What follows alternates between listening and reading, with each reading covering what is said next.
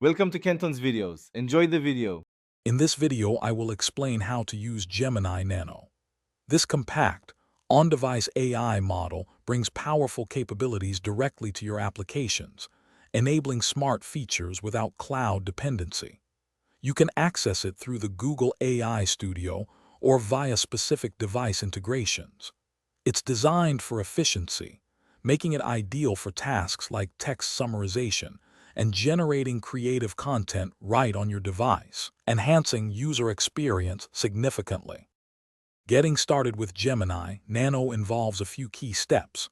First, ensure your device meets the necessary hardware and software specifications for optimal performance.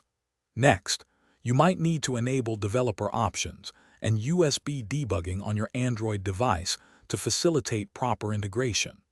Finally, integrate the Gemini Nano SDK into your development project, following the provided documentation for a smooth setup process. Gemini Nano excels in various practical applications. You can use it to summarize lengthy articles or documents quickly, saving valuable time. It's also fantastic for generating creative text, whether you need help drafting emails, crafting stories, or even producing code snippets. A major benefit is enhanced privacy, as sensitive data processing occurs directly on your device, reducing the need for cloud interaction. To get the most out of Gemini Nano, consider fine-tuning pre-trained models with your specific datasets. This can significantly improve performance for your unique tasks.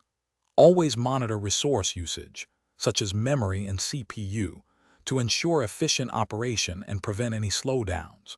For more great deals and to make meal prep easy with leak-proof containers, check out the link in the description below, along with other helpful resources we've gathered for you. Thanks for watching. Consider subscribing if we helped you.